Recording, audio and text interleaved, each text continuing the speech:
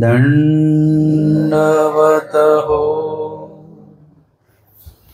आजच्या सत्रामध्ये दृष्टांत मासळीचा आपण बघणार आहोत. आतापर्यंत 4 दृष्टांत आपले झालेले आहेत आणि आजच्या या तिसऱ्या सत्रामध्ये आपण 5व्या क्रमांकाचा दृष्टांत श्रवण करणार आहोत. परमेश्वर परावर दातृत्व करतात हा विषय आपण दृष्टांतामध्ये बघत आहोत आणि ते परावर दातृत्व करत असताना ते दृक्, स्पर्श, आलाप आणि अंतःकरण या माध्यमातून परमेश्वर ते दातृत्व जीवाला करत असतात. यापैकी आपण क्रमाने बघितलं दृक्, स्पर्श, आलाप आणि अंतःकरण.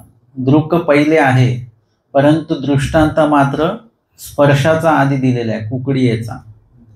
आता दृक् म्हणजे दृष्टीचा जो दृष्टांत आहे, दृष्टीच्या संदर्भातला तो दृष्टांत स्वामी देणार आहेत आणि त्याद्वारे पटवून सांगणार की परमेश्वर दृष्टीद्वारे दातृत्व कसं करत असतात. आता आपल्याला देणं म्हणजे कसं आहे की ह्या हाताने घेऊन त्या हातामध्ये देणं, ह्याला आपण देणं असं म्हणत असतो. परंतु शब्दाद्वारे पण देता येतं, दृष्टीद्वारे पण देता येतं, स्पर्शाद्वारे पण देता येतं आणि अंतःकरणाद्वारे देखील देता येतं. हे आम्हाला स्वामींच्या या निरूपणातनं लक्षात आलेलं आहे. म्हणजे चारही पदार्थ प्रकारे आपण हे दातृत्व करू शकतो आणि किंवा परमेश्वर ते दातृत्व करतात. आणि या व्यतिरिक्त जर का अजून एखादा 5वा प्रकार तुम्हाला माहिती असेल तर तुम्ही सांगा की ज्याच्यातनं आपल्याला देता येतं. म्हणजे इथे 4च प्रकारे दातृत्व करता येतं. म्हणजे 5वा प्रकार जो आहे तो 5वा प्रकार अस्तित्वात नाही. असेल तर आपण त्याच्याविषयी चिंतन करूया. परंतु स्वामी जर का जेवढे काही 4 प्रकारच्या पद्धतीने दातृत्व करता येईल तेवढ्या प्रकारातनं परमेश्वर दातृत्व करत असतात. आणि आपण याआधी आलापाचा दृक्, स्पर्श, आलाप आणि अंतःकरण या 4ही दातृत्वाच्या संदर्भात थोडक्यात माहिती पहिल्या सत्रामध्येच बघितलेली आहे. आणि कालच्या सत्रामध्ये, या आधीच्या सत्रामध्ये आपण स्पर्शाचा दृष्टांत कुकडीचा बघितलेला आहे आणि आजच्या सत्रामध्ये आपण दृष्टांत क्रमांक 5वा आणि दृष्टांत आहे मासळीचा. मासळी म्हणजे मासा. आणि मास्यामध्ये पण काय आहे, दृष्टांत मास्याचा नाही आहे, दृष्टांत मासळीचा आहे. कारण की मातेचा दृष्टांत इथे द्यावा लागणार असल्यामुळे मासा म्हटलेला नाही, मासळी म्हटलेला आहे. आणि तिच्या संदर्भातलं मी कालच सांगितलं की स्वामींच्या दृष्टांतातनं, स्वामींच्या निरूपणातनं आम्हाला आध्यात्मिक ज्ञान देखील मिळतं आणि त्याद्वारेच आम्हाला एक जनरल नॉलेज जे आहे ते सुद्धा आम्हाला त्याच्यातनं कळतं. अर्थातच त्याला जनरल नॉलेज म्हटलं की आपल्याला आधुनिकता वाटतं त्याच्यातनं, पण मुळामध्ये सृष्टी रचने काळीच या सर्व ज्या बाबी आहेत त्या निश्चित झालेल्या आहेत. स्वामींच्याच मनोधर्माने, मायेने या सृष्टीची रचना केली आणि त्या रचनेमध्येच या गोष्टी यथा तथ्य तसेच्या तसेच आहेत. जसं आता आपण एखादं कार्य सोहळा केला तर आपण म्हणतो की पुढच्या वेळेस ह्याच्यामध्ये अजून चांगला बदल करू. म्हणजे प्रत्येक वेळी आपल्याला बदल करावे लागतात. तसं इथे झालेलं नाही बरं का. पहिली मूळ सृष्टी रचली, दुसरी, तिसरी किंवा प्रवाही सृष्टी रचली आणि मग त्यांचं ठरलं की या कृतयुगात थोडं चुकलं बरं का, पुढच्या कृतयुगात अजून चांगलं करू, असं नाही. एकदाच नियोजन आहे. परमेश्वराचा मनोधर्म आहे आणि मायेचं नियोजन आहे त्याच्यामध्ये. पूर्ण मायेने, परमेश्वर प्रवृत्तीने ही सृष्टीची रचना केलेली आहे.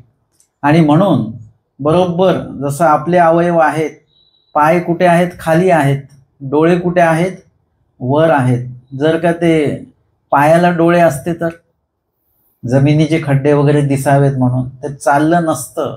ते बरोबर त्याची रचना बरोबर केल्या गेलेली आहे. कान जर का समोर असते डोळ्यांसारखे तर कदाचित आजूबाजूचं ऐकता आलं नसतं. म्हणजे इत्यादी प्रकारे सगळ्या गोष्टी ज्या आहेत, म्हणजे नुसतंच मानवी देह नाही, एखाद्या पदार्थाचा गुणधर्म असेल, एखाद्या वस्तूचा गुणधर्म असेल, हे सगळ्या गोष्टी अशा प्रकारे नियोजित आहेत. आणि म्हणून इथे आम्हाला एक नव्याने बघायला मिळालं की स्पर्शाद्वारे अमृत कळा देता येते. म्हणजे हे एक नवीन विशेषता आम्हाला त्याच्यातनं लक्षात आली. आम्हाला हे माहीत नाही अशातला भाग नाही, परंतु ही सृष्टी रचनेकाळी नियोजित ही गोष्ट आहे. आणि म्हणून या दृष्टांताद्वारे आम्हाला याही गोष्टी अशा माहिती पडतात. आजचा जो दृष्टांत आहे तो मासळीचा आहे आणि प्रकार आहे दृष्टीचा. दृक्स्पर्श असा बदल केलेला आहे. म्हणजे दृक आपण म्हणताना दृक्स्पर्श म्हणतो, पण दृष्टांत मात्र आधी स्पर्शाचा आहे मग दृकाचा म्हणजे दृष्टीचा आहे. दृक म्हणजे दृष्टी. मग दृष्टीद्वारे देणे आती. मग आता आपण काल शंका लावली होती 3 दृष्टांत झाल्यानंतर की तेची देणे चतुर्विधा परी आहे. तर मग ह्या परमेश्वर या सकळ जे काही परावराचं दातृत्व आहे ते कशाद्वारे करतात ना, चतुप्रकारे म्हणजे 4 प्रकारे देतात. मग सगळ्या गोष्टी 4 प्रकारे देतात का ना, काही गोष्टी दृकाद्वारे, काही गोष्टी स्पर्शाद्वारे, जसं ते मनोधर्म प्रवृत्ती असेल त्या प्रकारे परमेश्वर ते दातृत्व करतात. आणि म्हणून या ठिकाणी सांगितलेलं आहे की दृष्टीद्वारे देणे आती. म्हणजे आता आपण बघितलं की स्पर्शाद्वारे देणे आती आधीच्या दृष्टांतात. मग स्पर्शाद्वारेच देतात का फक्त ना, दृष्टीद्वारे देणे आती, दृष्टीद्वारे सुद्धा परमेश्वर देतात बरं का. जैसा मासळीचा मग दृष्टीद्वारे दिल्या जातं. याला एखादं उदाहरण सांगायचं आधी सिद्धांत सांगायचा नसतो, आधी उदाहरण द्यायचं असतं. आणि उदाहरणाच्या माध्यमातून मग जर का दृष्टांत दिला नंतर तर तो अधिक चांगल्या प्रकारे आपल्याला समजतो. आधी सिद्धांत सांगितला तर कधीही सिद्धांत थोडासा जड असतो. जर का आपलं अध्ययन नसेल, आपलं चिंतन श्रवण जर का कमी असेल तर सिद्धांत कुठला का असेना, सोपा सिद्धांत पण आपल्याला जड वाटायला लागतो, है ना. म्हणजे एखादं कार्य जोपर्यंत आपल्या अंगवळणी पडत नाही तर सोपं कार्य सुद्धा आपल्याला अवघड वाटून जातं. कधी कधी काही लोक असं पाणी देतात ना, ते कसं देतात, पूर्ण ग्लास असा भरून देतात की ते आणता आणता तेच हळूहळू येतात की ते खाली पडेल. म्हणजे ते सुद्धा त्यांना पाणी आणणं सुद्धा कठीण होतं. परंतु त्या संदर्भामध्ये जेव्हा माहिती मिळते मग त्यामध्ये बदल होतं. असे प्रत्येक कार्य आहेत सृष्टीमधले. तशा पद्धतीने इथे जो काही दृष्टांत स्वामींनी दिलेला आहे मासळीचा, तर त्यामध्ये इथे मासळी ही जी आहे ती पाण्यामध्ये असते. तिचं पूर्ण आयुष्य तिच्या जन्मापासून तर मृत्यूपर्यंत ती पाण्यामध्येच असते. आणि असं म्हटलं जातं की त्या पाण्यामध्ये मासा झोप कसा घेतो बरं, हा प्रश्न असा निर्माण केला जातो. आणि ते म्हणतात की जेव्हा तुम्ही त्याच्या वंशाला जाल तेव्हा तुम्हाला कळेल. आपल्याला जायचं का मासाच्या वंशाला, जायचं का नाही जायचं, कारण की आपल्याला मनुष्य देह मिळालेला आहे. आता आपण परत अधोगतीकडे जायचं नाही. कर्मफळाची अधोगती आणि ऊर्ध्वगती असते. अधोगती काय असते माहित नाही, पण ऊर्ध्वगती म्हणजे मनुष्य देह कर्मफळाचे आहे. उत्तम प्रकारचं देह म्हणजे मनुष्य देह आहे. आणि म्हणून सांगितलं की मनुष्याने मनुष्याला भोजन घातल्याने काय होतं ना, ते अन्नदान उत्तम जे सांगितलेलं आहे ते कशासाठी, त्या लीळेमध्ये त्याचं उत्तर आहे की मनुष्यत्वाते साधी. मनुष्य हे उत्तम कर्मफळ आहे आणि त्या उत्तम कर्मफळ अन्नदानाने मिळतं. आणि म्हणून अन्नदान हे उत्तम आहे. व्यतिरिक्त अन्नदानाचं वेगळं काही महत्त्व नाही. तुमच्या डोक्यामध्ये ते बसलं, कोणी आलं की ते अन्नदान, बाबा खास हे खा, तेव्हा म्हणतात मी जेवून आलो, नाही आम्हाला अन्नदान घडू द्या, देवाने सांगितलं अन्नदान उत्तम. पण त्याच्यासाठी अन्नदान उत्तम सांगितलं नाहीये की त्यामुळे मनुष्य देह मिळतं आणि आवश्यक व्यक्तीलाच अन्नदान केलं तर ते महत्वाचं आहे बरं का. नाहीतर डॉक्टरांकडे कोणी आले लगेच डॉक्टरांनी औषधच दिलं, चालतं का तसं? आवश्यकता असेल तरच औषध द्यायचं आहे, तसं आवश्यकता असेल तरच अन्नदान केलं तर उपयुक्त पडणार, आता ते आपल्याला अनुपयुक्त ठरू शकतं. आणि म्हणून इथे ज्या ज्या गोष्टी आपल्याला कठीण वाटतात त्या त्या आपल्या संपर्कात त्या गोष्टी आल्या की मग हळूहळू त्या संदर्भातली जाणीव होते, माहिती होते, आपला विषय सुरू होता की सिद्धांत कुठला का असेना तो आपल्याला कठीण वाटत असतो, पण तो एकदा अवगत केला आपण की मग त्यातला कठीणपणा जो आहे तो बाजूला होऊन जात असतो. आणि म्हणून जसं काही आता सोनार असेल, सोनारासाठी सोनं हा धातू एकदम इतर धातूंपेक्षा कसा आहे, तो नरम धातू आहे. परंतु जो लोहाराचं काम करतो त्यासाठी लोखंड एकदम कसा आहे, कडक धातू आहे, परंतु तो त्याचं काम करतो, त्याला त्याचं काही वाटत नाही, कारण त्याच्या अंगवळणी ते पडलेलं आहे. ते सोनाराला जर का लोहाराचं काम दिलं तर त्याला जमणार नाही बरं का, आणि लोहाराला सोनाराचं काम दिलं तर जमणार नाही. पण कधी जमेल दोघांनाही, तो सिद्धांत जेव्हा कळेल, किती घाव द्यायचा आहे वगैरे हा सिद्धांत आहे, तो एकदा लक्षात आला की मग दोघांनाही ते सोपं जाणार आहे. तशा पद्धतीने जर का आपल्याला आधीच सिद्धांत सांगितला तर ते लक्षात नाही येणार आपल्याला. मग त्याच्यासाठी काय करावं लागतं, आधी दृष्टांत द्यावा लागतो. आणि दृष्टांत तुम्हाला कुठला दिला जातो, जो तुम्हाला माहिती आहे. तुमच्या जवळचं उदाहरण दिलं जातं, तुमच्या प्रपंचातलं, तुमच्या अनुभवाचं उदाहरण तुम्हाला दिलं जातं, आणि ते उदाहरण तुम्हाला माहिती असतं. उदाहरणाची सुरुवात माहिती असते, मध्य माहिती असतो, शेवट माहिती असतो. आणि त्याच्यामुळे ते उदाहरण एकदा कळालं की मग ते असं असतं बरं का. जसं रुमण्याच्या दृष्टांतामध्ये सुद्धा त्यांनी उदाहरण देण्याचाच प्रयत्न केलेला आहे, पण उदाहरण देताना उदाहरणकर्त्यांनी ते योग्य पद्धतीनेच उदाहरण दिलं पाहिजे, ते जुळलं पाहिजे. उदाहरण आणि सिद्धांत या दोन्ही गोष्टी जुळल्या पाहिजेत, तर उदाहरणातनं सिद्धांत प्रगट होत असतो. नाहीतर उदाहरणातनं दुसरीकडेच माणूस निघून जातो. निरूपणामध्ये बोलता बोलता जर का वेगळाच विषय सुरू झाला आणि मूळ जो विषय आहे तो बाजूलाच राहिला तर तो चालणार नाही तसा. आणि म्हणून स्वामींनी ही काळजी घेतलेली आहे. कसली काळजी घेतलेली आहे की तुम्हाला जी उदाहरणं दिली ती तुमच्या आसपासची आहेत, जवळची उदाहरणं आहेत. रुमण्याचा दृष्टांत सांगितला शेतकऱ्यांच्या जवळचा आहे, किंवा कमीत कमी जे शेतकरी नाहीत त्यांना ती गोष्ट माहिती आहे हे काय आहे म्हणून. रहाटगडीचा दृष्टांत दिला, तोही तुम्ही बघितलेला आहे, जुन्या लोकांनी प्रत्यक्ष बघितलेला आहे, नवीन लोकांनी पण ते इकडे तिकडे त्यांनी ते बघितलेलं आहे, टीव्हीवर म्हणा वगैरे. म्हणजे तुमच्या संपर्कातली उदाहरणं परमेश्वर देत असतात. आणि तुम्ही म्हणाल काही उदाहरणं आम्हाला माहितीच नाहीये, तर ही गोष्ट तुम्हाला नव्याने माहिती देखील होत असते. आणि म्हणून आजचा जो दृष्टांत आहे मासळीचा, हा सुद्धा एक वेगळा दृष्टांत आहे. यातली जी गोष्ट सांगितली आहे स्वामींनी, जे उदाहरण दिलेलं आहे, तर ते आमच्यासाठी तर नवीन आहे. कारण की मासळी म्हटल्यानंतर आपण लगेच लांब होऊन जातो. काही पक्षी आहेत, त्या पक्ष्यांची नावं घेतली तर आपल्याला काही वाटत नाही, पण कालचा जो पक्षी होता कुकडी म्हटल्यानंतर आपण नको. किंवा आता बाकीचे जलचर प्राणी जे आहेत, कासव आहे, मगर आहे, ह्यांचं नाव घेतलं तर आपल्याला किळस नाही वाटत. मासळीचं नाव घेतलं की आपल्याला किळस वाटते, मांसाहाराशी आपण त्याला जोडतो. परंतु यामध्ये सुद्धा काही विशेषता आहेत, त्या सुद्धा आपण लक्षात घेतल्या पाहिजे. हा जो काही दृष्टांत स्वामींनी दिलेला आहे तो पैठण या ठिकाणी स्वामींचं अवस्थान आहे. आणि त्या ठिकाणी दोघी जणी आलेल्या आहेत, माय धुवा. माय म्हणजे आई आणि धुवा म्हणजे तिची मुलगी, म्हणजे माय लेक आपण ज्याला म्हणतो.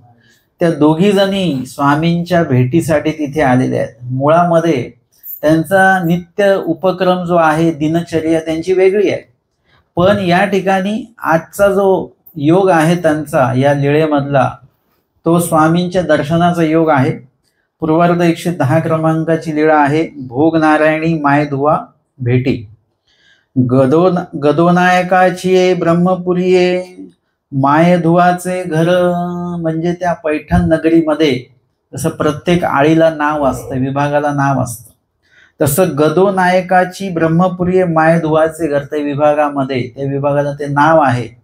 आणि त्या ज्या मायलेकी आहेत त्या तिथे राहतात, त्यांचं घर तिकडे आहे.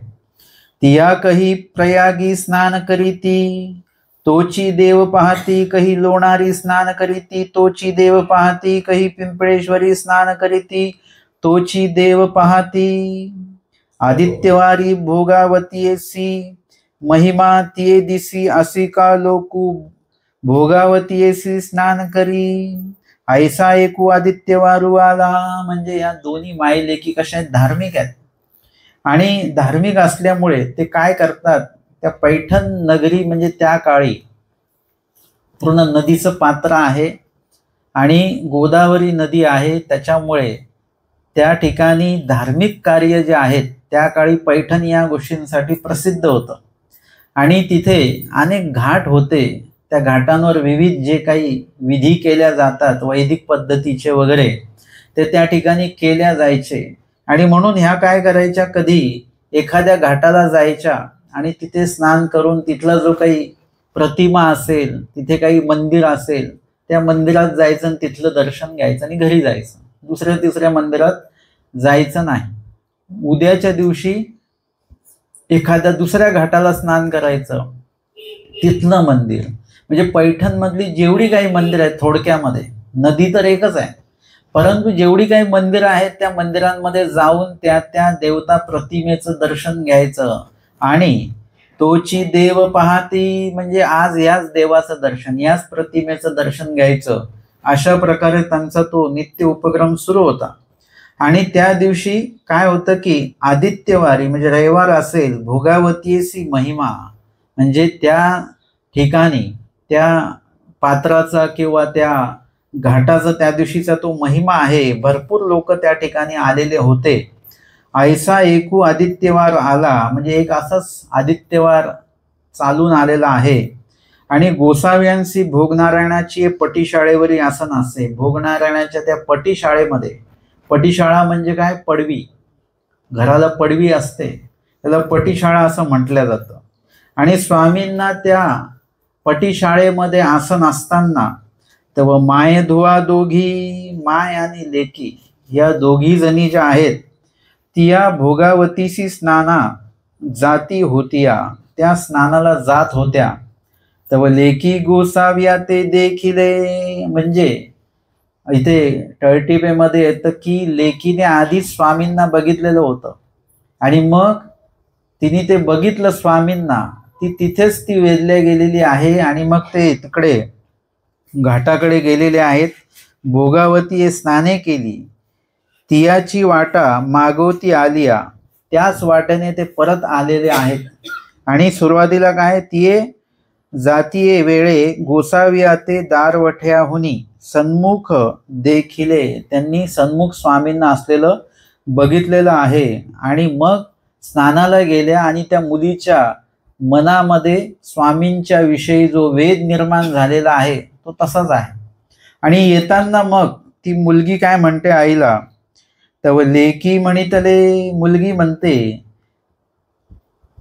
चालवो जाऊ या देवळासी म्हणजे या देवळासी जाऊ. स्वामींच्या नावाचा उल्लेख केलेला नाहीये, फक्त देवळाचा उल्लेख केलेला की आज ह्या देवळामध्ये जाऊ. कारण की मुळामध्ये म्हणजे आई जी आहे किंवा मुलगी जी आहे ते कोरडेनी गुणे आतमध्ये जातात, त्या प्रतिमेचं दर्शन घेतात आणि निघून येतात. आईची मुळातच प्रवृत्ती कशी आहे, ओल्या गुणाची नाही आहे, कोरड्या गुणाची आहे. पण मुलगी जी आहे ती ओल्या गुणाची आहे. आणि कदाचित मुलीला माहिती आहे की आपल्या आईचं हे कसं आहे, गुण कसा आहे धर्माच्या बाबतीमध्ये, अध्यात्माच्या बाबतीमध्ये, तेवढ्या पुरतं तेवढं असेल वगैरे. म्हणून मुलीने काय केलं, कुशळतेने तिला न जाणवू देता फक्त देवळात चालण्याविषयीची सूचना केलेली आहे किंवा सूचित केलेलं आहे. हे देऊळ काही देखिलेची नाही, हे देऊळ तर आपण कधीच गेलो नाही या देवळामध्ये. तैसियाची तिया भोगनारायणासी आलिया, त्या मंदिरामध्ये त्या आल्या. लेखी गोसाव्या ते देखिले, त्या मुलीने स्वामींना पाहिलं. सामोरी आली दंडवत घातले श्री चरणा लागली. आता ती नेहमीच्या उपक्रमानुसार त्या मंदिरामध्ये गेल्यानंतर ते जे काही त्या देवता प्रतिमा आहे तिथे ते जातात गाभाऱ्यामध्ये. पण स्वामी तिकडे बाहेर बसलेले आहेत. तर ती मुलगी जी आहे, दोघी मायलेकी सोबतच आतमध्ये आल्या आई थोडं पुढे गेली असेल आणि मुलगी मागच्या मागे स्वामींच्या दिशेने आलेली आहे आणि स्वामींना दंडवते घातली, श्रीचरणा लागल्या ती लेकी, आणि मग श्रीचरणा लागली, श्रीमूर्ती पाहते होती आणि श्रीमूर्तीकडे ती पाहत होती. माता भीतरी गेली, देवता पाहिली आणि आली, आणि तिची जी आई आहे ती त्या गाभाऱ्यामध्ये गेली, त्या देवता प्रतिमेचं दर्शन घेतलं आणि ती परत बाहेर आलेली आहे. पण मुलगी जी आहे ती स्वामींच्या समोरच आहे आणि स्वामींकडे एकटक ती बघते आहे. आणि मग ती माता त्या मुलीला म्हणते, हाओ देव पहावया आलीसी तरी देव पाहासीची ना. म्हणजे तू तर देव बघायला आलीस ना, तू देव बघायला आतमध्ये आलीसच नाही. म्हणजे इतर जे काही लोक आहेत ते प्रतिमेला देव मानतात, जे निर्जीव आहे त्याला देव मानतात. मुळामध्ये देव कसे आहेत, निर्जीव आहेत का सजीव आहेत? देव कसे आहेत? चालता बोलता देव तो दुर्लभ. म्हणजे देव चालता बोलता आहे आणि तो आता आपल्यासाठी दुर्लभ आहे. मग आपण काय केलं की आपल्याकडे जे निर्जीव आहे त्यालाच आपण देव म्हणायला लागलो. पण मुळामध्ये जसं की आपले कोणी आजोबा पंजोबा असतील, त्यांचा फोटो आपल्याकडे आहे. आता आपण सांगताना काय सांगतो, हे आमचे आजोबा आहेत. आपण काय सांगितलं पाहिजे, हे आमच्या आजोबांचा फोटो आहे. आजोबा नाही आहेत, आजोबा आमचे चालते फिरते होते. हा फोटो तर चालत नाही, फिरत नाही, काही नाही. म्हणजे हे आपल्याला सुधारणा बोलण्यामध्ये करता आली पाहिजे. आजोबांच्या बाबतीत ती सुधारणा नाही केली तरी चालेल, कारण किती तुम्हाला कुठला काही दोष लागेल नाही लागेल. परंतु ईश्वराच्या बाबतीमध्ये बोलत असताना मात्र तुम्हाला काळजीपूर्वक बोलावं लागतं. तुम्ही जेव्हा एखाद्या निर्जीव गोष्टीला देव म्हणता है ना, आपण इतर लोकांना जे काही हे करतो, नावं ठेवतो, ते ह्याच्यासाठीच की ते कुणालाही देव मानतात. तसं आपलं नाही, आपण देवालाच देव मानतो. भट्टोबासांना सुद्धा आम्ही देव मानत नाही आणि भट्टोबास सुद्धा स्वतःला देव मानत नाहीत. ही मानव पंथाची विशेषता आहे, लक्षात घ्या. मग आता निर्जीव वस्तूला देव मानू शकतो का आपण? नाही. देव तो चालता बोलता आहे. पण आईचा देव वेगळा आहे, आता मुलीचा देव वेगळा आहे. आईने प्रतिमेला, निर्जीवाला देव म्हटलं आणि मुलीने देवाला देव म्हणून ती आता बघते आहे. आणि आई म्हणते की तू देव बघायला आलीस, पण देव काय तू बघितला नाही. ती उगीची होती आणि ती जी मुलगी आहे ती काहीच बोलली नाही. खूप वेळा लक्षात घ्यायचं की तुम्ही बोललात म्हणजे तुम्ही जिंकलात अशातला भाग नाही. कधी कधी असतं ना की ते चर्चेला आले, मग मी पण त्यांना उत्तर देऊन त्यांना गप्प केलं वगैरे. आपण फक्त गप्प केलं, शब्द गप्प केले, पण त्यांचे मानसिक विचार आपण गप्प केले नाहीत. त्यांनी म्हटलं जाऊ दे, कुठे यांच्याशी बोलता, म्हणून तो माणूस गप्प झालेला आहे. वांचून कधी कधी आपल्याला 99 ठिकाणी बोलायचंच नसतं, शांत राहायचं असतं. न बोलता सुद्धा, म्हणजे ज्या वेळेला आपल्याला बोलायचं आहे त्यावेळेला आपण ज्यांच्याशी बोलणार आहोत ती व्यक्ती कुठल्या स्तराची आहे, कुठल्या विचारांची आहे, त्यांचं ज्ञानस्तर काय आहे आणि त्यांच्याशी बोलून आपल्याला किती लाभ होणार आहे, हे सर्व बाबी लक्षात घेऊन आपल्याला बोलायचं असतं बरं का. उगाच बोलायचं नसतं.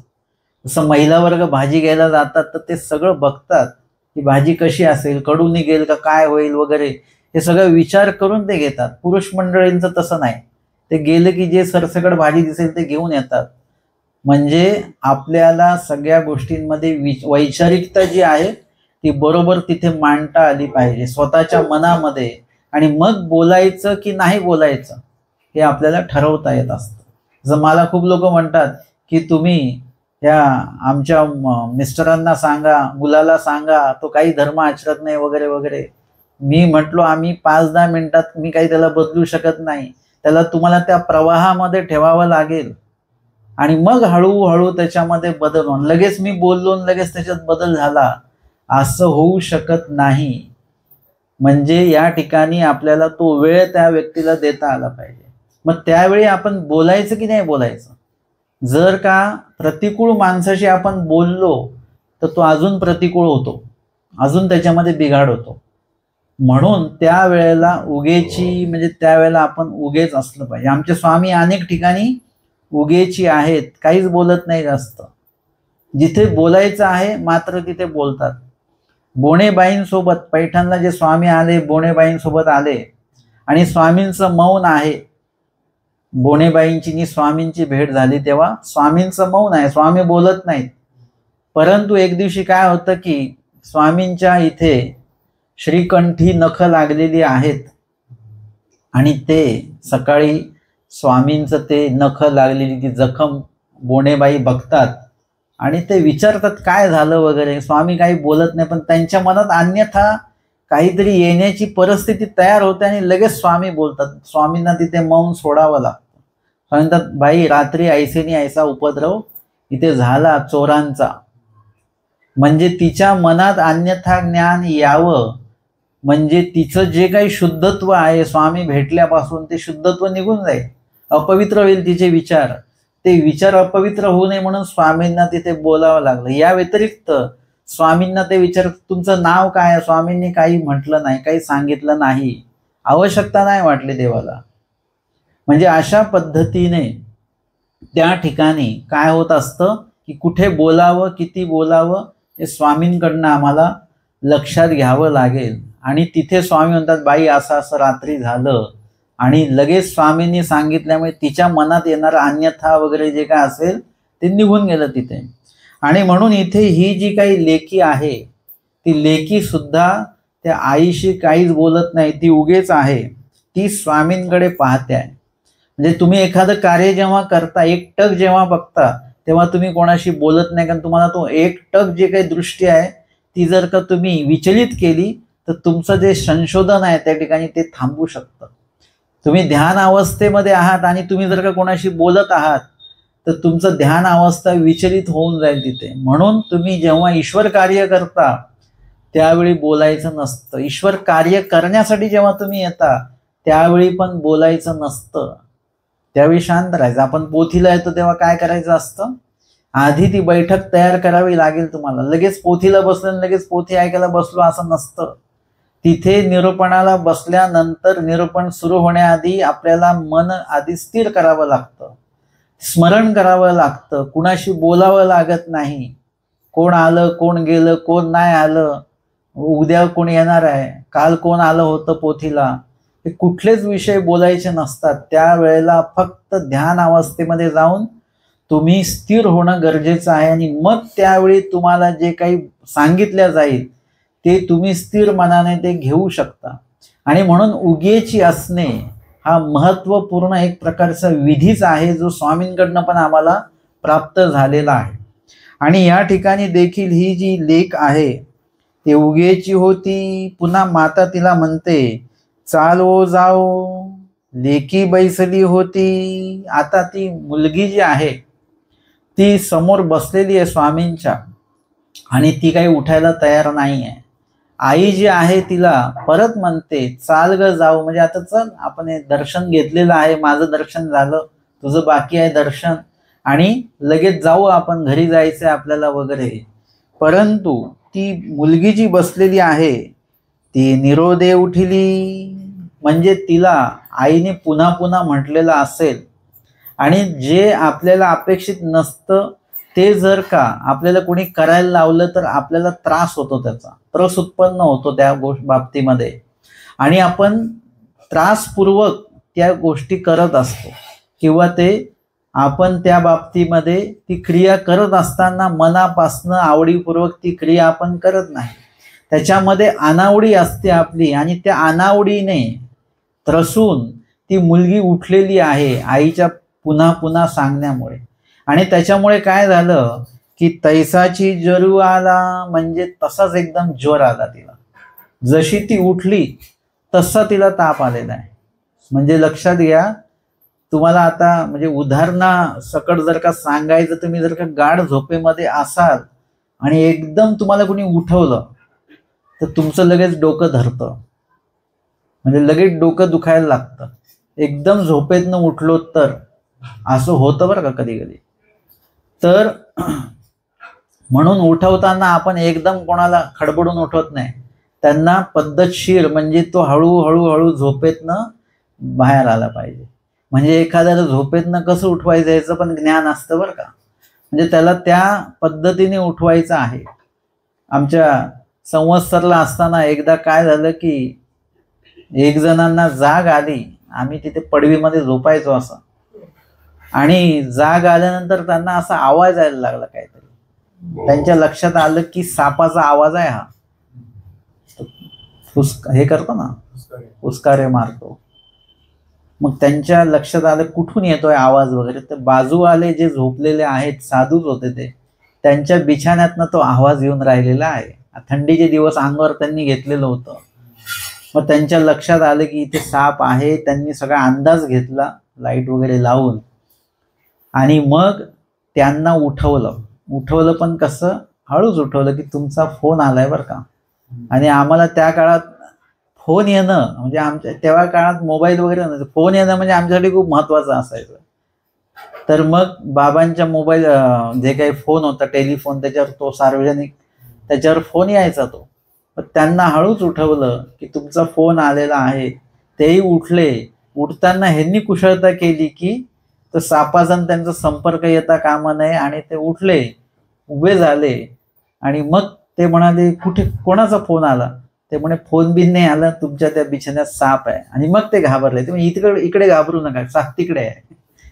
म्हणजे घाबरलं मगाशीच पाहिजे होतं. म्हणजे ती कुशलता आहे. जर का त्यांनी उठवलं, उठा साप आहे तुमच्या बिछाण्यात, तर काय झालं असतं. म्हणजे ती उठवण्याची पण पद्धत आहे. आणि अशा प्रकारे तुम्ही झोपेत ना असं अचानक कोणाला उठवलं खडबडून, तर कदाचित काय होऊ शकतं, त्याचं डोकं दुखणं सुरू होऊ शकतं. आणि म्हणून इथे जी मुलगी जी आहे ती उठलेली कशी अनावडीपूर्वक उठलेली आहे, आणि तिला ताप आला, तसाच ताप आला. म्हणजे लक्षात घ्या की स्वामींशी किती जोडल्या गेलेली आहे. मुलगी लहान आहे, परंतु तिचे संस्कार आणि तिची समज जी आहे ती मात्र उत्तम आहे. जसे आमचे चांगदेव भट स्वामींच्या सोबत आहेत. जेव्हा रिद्धपूरला स्वामी निघाले तेव्हा ते बाईसांना विचारतात, स्वामींना नाही विचारत, बाईसांना विचारतात की मी आलो तर चालेल का रिद्धपूरला स्वामींच्या सोबत, माझी इच्छा आहे येण्याची. आता सरळ स्वामींना विचारू शकत होते, पण ते वयाने ते पण लहान होते. त्यांना ती समज आहे की स्वामींना लगेच विचारता नाही येणार, आधी बाईसांना विचारू. मग बाईसा स्वामींना विचारतील, आणि स्वामींनी जरी नाही म्हटलं तरी बाईसा परत स्वामींना विनंती करतील. ही समज चांगदेव भटांना आहे. तशा प्रकारचं जे काही लागलेपण आहे चांगदेव भटांचं, जे लागलेपण स्वामींशी आहे, तशाच प्रकारचं लागलेपण या मुलीचं थोड्याच वेळामध्ये, खूप वेळ नाही लागत त्या गोष्टीला. कदाचित आपण वर्षानुवर्ष या पंथामध्ये आहोत, पण अजून आपलं आणि देवाचं ते लागलेपण झालेलं नाहीये. तेवढं लागलेपण नाही की आपल्याला ताप येत. जर का कोणी म्हटलं तुम्ही सूत्रपाठ वाचायचं नाही की लगेच आपल्याला ताप आला पाहिजे. कुणी जर का म्हटलं देवपूजेतनं उठा इथून, तर आपल्याला लगेच ताप आला पाहिजे. एवढं लागलेपण आपलं नाहीये. एखाद्या दिवशी आपलं स्मरण नाही झालं तर आपल्याला ताप आला पाहिजे, एवढं लागलेपण आपलं नाहीये. उलट ताप आला की आवर्जून आपण स्मरण करत नाही, है ना. दुखणं खुपणं आलं की आवर्जून देवधर्म आपण बंद करतो. आपलं उलट आहे सगळं. दुखणं आलं की देवधर्म बंद. या मुलीचं आहे की देवधर्म बंद म्हणून दुखणं आलंय तिला. उलट आहे की नाही. म्हणजे अशा प्रकारचा प्रवास असला पाहिजे. आणि म्हणून या मुलीची लीळा जी आहे ना, या मुलीच्या संबंधित जी लीळा आहे, ही लीळा चरित्रामध्ये या लीळेची नोंद झालेली आहे. कारण की स्वामींच्या समोरच आहे, पण निघण्याच्यासाठी म्हणून आईने उठवलं, अनावडीपूर्वक उठली, आणि म्हणून तिला ताप आलेला आहे.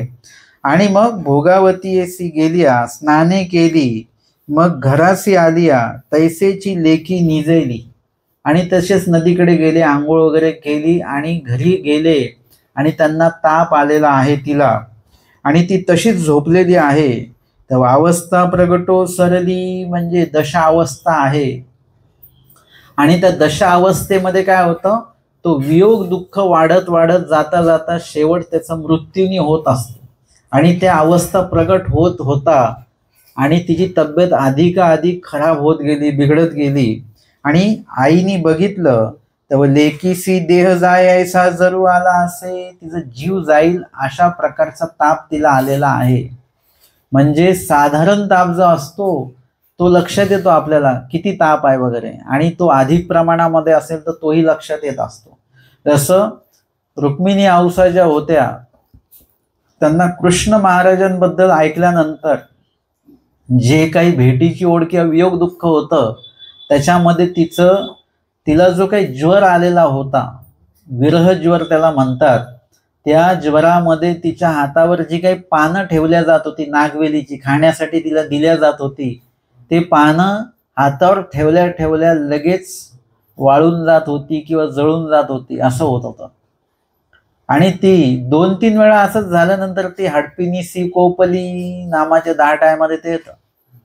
हे कशी पानं तू देतेस? म्हणे मी तुम्हाला चांगलीच पानं देते आहे, पण तुमच्या हातात ते पान आल्यानंतर ते असं होत आहे. अशा प्रकारचा ताप आहे. लेकीला सुद्धा अशाच प्रकारचा ताप आहे की तिचं देह जाईल, अशा प्रकारचा ताप आईने बघितला. आणि मग मातेसी लेकी थोर पडिये. आता त्या आईला त्या मुलगी, तिची मुलगी खूप आवडती आहे, ते तियेसी धावाधावी करू लागली. धावाधावी म्हणजे काय? इकडून तिकडे धावणे, तिकडून तिकडे धावणे असं नाही. तिच्या उपचारासाठी म्हणून जी काही धावपळ आपण म्हणतो, हे करू का ते करू, मिठाच्या पाण्याच्या घड्या घालू की अजून काही तिचं अंग गरम पाण्याने थंड पाण्याने पुसून काढू का, औषध देऊ का, कसला रस देऊ वगैरे वगैरे, असं सगळं तिच्या मनामध्ये ते सुरू आहे, ती धावपळ सुरू आहे. आणि मग ती मुलगी जी आहे त्या तापामध्ये बघून ती माता तिला विचारते, आगे आई तुझं काही काढा पाचन करू, तुझ्यासाठी आता मी काय असं औषध करू की तुझा ताप जाईल, असं आईच त्या मुलीला विचारते. काही शीत पथ्य करू किंवा काय पथ्य पाणी देऊ, काय खायला देऊ मी तुला. तर तिया म्हणितले, आता ती मुलगी त्या आईला सांगते, आई माझं काही करावे न लगे. ते म्हणतात माझ्यासाठी काहीच औषध पाणी वगैरे करण्याची काही आवश्यकता नाही. भोग नारायणी जे पुरुष भेटले तया ते आणीसी, तरी माझे देह वांचे लेरवी जाईल. भोग नारायणी, आज आपण जे पुरुषांची भेटी घेतली त्यांना जर का तू घेऊन येशील तर माझं देह वाचेल, एरवी जाईल, म्हणजे माझी काही शक्यता जगण्याची नाही. पण त्यांना जर का तू आणलंस तर मी वाचेल. हो का आई? म्हणजे आता या ठिकाणी खूप वेळा आपल्याला काय होतं ते कळतं, पण कशामुळे होतंय, काय दुखतं आहे किंवा काय होतंय ते कशामुळे होतं हे आपल्याला कळत नाही. ही गोष्ट लक्षात आली पाहिजे आपल्या.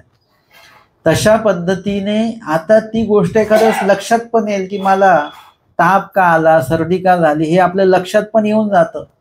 काल थंड वातावरण होतं वगैरे, काल थंड पाणी पिलं, हे आपण लगेच उत्तर देऊ शकतो. परंतु या बाबतीतलं जे उत्तर आहे त्या मुलीला माहिती आहे, ईश्वराच्या वियोगाचं दुःख तिच्यामध्ये आहे आणि त्यामुळे तो ज्वर आलेला आहे हे आपल्याला माहिती आहे. पण त्या मुलीला माहिती असणं, लीळा आपण वाचताना आपल्याला लगेच कळालं की त्यामुळे तिला तो ज्वर आलेला आहे, हे आपल्याला कळालं. पण त्या मुलीला कळणं जास्त महत्वाचं आहे बरं का. तिला माहिती आहे की मला ताप कशामुळे आलेला आहे, हा ज्वर कशामुळे आलेला आहे, आणि म्हणून ती आईला ते उपाय सांगते. आणि मग ती आई म्हणते, हो का आई? मग माय भोग नारायणाशी आली तव गोसाव्यांशी तेथची आसन असे. स्वामी तिथेच बसलेले आहेत. स्वामींना तिने दंडवत घातली, श्रीचरणाला लागली आणि गोसाव्यांपुढे अवघी गोष्टी सांगितली. स्वामींपुढे तिने सर्व वृत्तांत सांगितलेला आहे मुलीच्या बाबतीमध्ये की अशा अशा पद्धतीने काय काय झालं ते. आणि मग स्वामी ती सांगण्यासाठी म्हणून तिथे आलेली आहे. आणि स्वामी तिला म्हणतात, बाई काही म्हणत असा, म्हणजे काय म्हणणं आहे तुमचं? तिया म्हटले, जी जी गोसावी तेथ बीजे करावे जी. म्हणजे तिने सगळं वृत्तांत सांगितलं, असं असं झालं. आणि मी जेव्हा तिला म्हटले तुमच्या समोर ती बसलेली असताना चल म्हणून, आणि ती उठली, तसाच तिला ताप आला. आणि ती माझ्यासोबत जी आली ती भर तापामध्ये आहे आणि तिचं देह जाईल राहील काही सांगता येत नाही. आणि तुम्हाला तिने अशा अशा प्रकारे निरोप दिलेला आहे. मग स्वामी म्हणतात, काही म्हणत असा, म्हणजे मग तुमचं काय म्हणणं आहे आता याच्यावर? काय घडलं हे तुम्ही सांगितलं आणि मुलीचं काय म्हणणं हे पण तुम्ही सांगितलं. आता तुमचं म्हणणं याच्यावर काय आहे ते सांगा. तिया म्हटली, जी जी गोसावी तेथ बीजे करावे जी. आता देवाने तिथे यावं ही कोणाची विनंती आहे? मुलीची विनंती, आईची विनंती नाही आहे, है ना. आपण काय म्हणतो, मुख्य जे घरातले आहेत त्यांनी आमंत्रण दिलं पाहिजे. घरातल्या छोट्या मोठ्यांनी आमंत्रण देऊन चालणार नाही, जो मुख्य व्यक्ती आहे त्यांनी आमंत्रण दिलं पाहिजे. तसं मुलीची विनंती आहे, स्वामी तर गेलेच असते, पण आईचं म्हणणं काय आहे, कुठेतरी मुलीला पुन्हा भेट द्यावी आणि तिचं दुःख निवारण करावं. म्हणजे दुःख निवारण तर होणारच आहे. कालच्या सत्रात आपण बघितलं, द्वितीय सत्रामध्ये, की स्वामींची भेट होणं हे सुद्धा जोडलं गेलं पाहिजे. पण तिने तर जोडलेलं होतं, तिची तर भेट झाली, पण परत द्वितीय पण भेट होणं गरजेचं आहे. प्रथम भेट तर झाली, परंतु दुसरी पण भेट होणं तेवढंच आवश्यक आहे. तर तिने ती दुसरी भेट पण जोडलेलीच आहे, परंतु त्याच्यामध्ये आईच्या विनंतीचा थोडा अडथळा आहे. आई अजून विनंती करत नाहीये, म्हणून स्वामींनी त्यांना आवर्जून विचारलं की तुमचं काय म्हणणं आहे.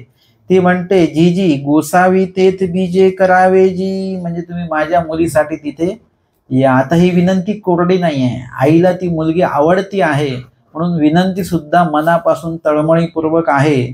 स्वामींनी या प्रसंगी त्यांना हा दृष्टांत सांगितलेला आहे. बाई मासळी असे, म्हणजे आता इथं जो मासळीचा दृष्टांत आपण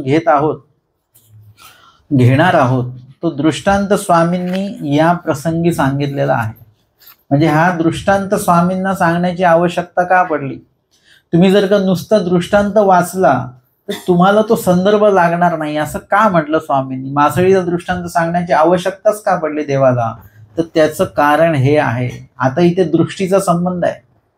ती स्वामींशी काही बोललेली नाही आहे. जेव्हा स्वामींची आणि तिची भेट झाली भोगनारायणला, तेव्हा ती काही बोलली नाही स्वामींशी, आणि स्वामी सुद्धा काही बोललेले नाहीत. स्पर्शाच्या दृष्टांतामध्ये आपण, कुकडीच्या दृष्टांतात आपण बघितलं की जेव्हा दृकाचं कार्य आहे तेव्हा आलापाचं किंवा स्पर्शाचं कार्य तिथे नाही आहे, म्हणजे दिसत नाही, किंवा नसलं तरी ते चालेल. स्पर्शाचं कार्य असेल तेव्हा दृष्टीचं किंवा मग आलापाचं तिथे कार्य नसेल तरी पण चालतं. आलापाचं कार्य असेल तेव्हा तिथे दृष्टीचं किंवा मग स्पर्शाचं कार्य नसेल तरीही चालतं. या सगळ्या गोष्टी एकत्रही होऊ शकतात. आणि जर का एखादंच कार्याने ते वेद होणार आहे किंवा दातृत्व होणार आहे, तिथे बाकीच्या 2 गोष्टी 3 गोष्टी नसल्या तरी चालतात. आता इथे आपण दृष्टांत बघतो आहोत दृष्टीचा, दृकाद्वारे देणे आती. तर मग इथे त्या मुलीचा आणि स्वामींचा कुठल्याही प्रकारे एक अक्षराचा किंवा काना मात्रा वेलांटीचा सुद्धा संवाद इथे झालेला नाही, फक्त बघणं आहे. आणि बघण्यामध्ये इथे काय झालेलं आहे, तो वेद संचरलेला आहे. आणि हा वेद का संचरला, किंवा या वेद संचाराचं एक उदाहरण स्वामी देतात. मासळीचा दृष्टांत सांगतात की मासळी असे ते पाणी आणतू वितू वितू जाय. मासळी पाण्यामध्ये राहते आणि ती पाण्यामध्येच अंडी देते, आणि ते पाण्यामध्ये वितू वितू जाय म्हणजे अंडी देत देत ती पुढे पुढे जाते. ती अंडी जी असतात ती पाण्यामध्ये अलगद त्या तळाशी जाऊन बसतात. आणि मागवते परतोनी तया ते दृष्टी पाहे, आणि जसं जसं ती अंडी देत राहते वळून त्या अंड्यांकडे ती बघत राहते. तिची दृष्टी त्या अंड्यांवर आहे. जसं तुम्ही महिला वर्ग नाही का, पापड वाळत घालता आणि खिडकीतनं तुमची दृष्टी असते ना, जे काही वाळत टाकलेलं आहे लांबून दुरूनच तुम्ही बरोबर, किंवा मातेचं कार्य आहे की मुलाला खेळायला पाठवलं अंगणात, तर ती लांबून दुरून त्या मुलाकडे लक्ष ठेवून असते, म्हणजे दृष्टीने. हे काय झालं, मागोते परतोनी त्या ती दृष्टी पाहे. तुम्ही ज्याच्या ज्याच्यामध्ये तुमची आसक्ती आहे त्या त्या गोष्टी तुम्ही दृष्टीने बघत राहता. जे काही मौल्यवान वस्तू आहेत, प्रवचनामध्ये थोडं थांबावा आला की आपण जाऊन चप्पल वगैरे बघून घेतो आपली, है ना, लांबूनच बघतो आहे बरं का चप्पल. तया ते दृष्टी पाहे, कशाकडे बघतो आपण दृष्टीने, ज्याच्यामध्ये आपली आसक्ती आहे तेच आपण दृष्टीने आपण लांबून दुरून त्याच्यावर लक्ष ठेवतो. वांचून ज्याच्यामध्ये आपली दृष्टी आपली आसक्ती नाही आहे त्या गोष्टीकडे आपण लक्ष देत नाही, है ना. जसं की घरामध्ये लीळा चरित्र सूत्रपाठ आहे, ते काय आपण लांबून दुरून सुद्धा बघत नाही, ते गुंडाळून ठेवलेलं आहे कपाटामध्ये. परंतु त्याच्यात जर का तुमची आसक्ती असेल लीळा चरित्र सूत्रपाठ, तर तुम्ही आवर्जून ते उडून बघणार की कुठली लीळा आज वाचायची वगैरे. आणि जर का एखाद्या दिवशी तुम्ही ती लीळा नाही वाचली तर तुम्हाला ते बेचैन झाल्यासारखं होऊन जाईल. म्हणजे त्या ठिकाणी ती आसक्तता आपली कशामध्ये आहे, कशामध्ये असली पाहिजे, हे आपल्याला याचं चिंतन करावं लागणार आहे. त्या मासळीची आसक्ती त्या अंड्यांमध्ये आहे, त्याच्यामध्ये असलेल्या पिलांमध्ये आहे, आणि म्हणून ती मागवते तया ते परतोनी दृष्टी पाहे, नुसतीच बघत नाही. आई खेळणाऱ्या मुलाकडे जी बघते ते नुसतीच बघत नाही, त्या बघण्यामध्ये तिची काळजी आहे. ती सगळं नुसतंच मुलगा खेळतोय एवढं नाही बघत, त्याच्या पायात चप्पल आहे की नाही, जास्त उन्हात खेळतोय का तो, त्याला कोणी मारतंय का, कितीतरी एका दृष्टीमध्ये आई सगळं काही बघून घेत असते. म्हणजे या बघण्यामध्ये ती काळजी आहे आणि सोबतच शुभचिंतन देखील आहे बघ, पाहण्यामध्ये शुभचिंतन देखील आहे. आणि म्हणून इथे सांगतात अमृत कळा असे ते संचरे. दृष्टीने पाहिल्याने काय होतं ना, अमृत कळा म्हणजे जीवविती शक्ती आहे. म्हणजे काय झालं, एक प्रकारचं शुभचिंतनच आहे त्याच्यामध्ये, त्याच्याविषयीची काळजी व्यक्त करणे आहे.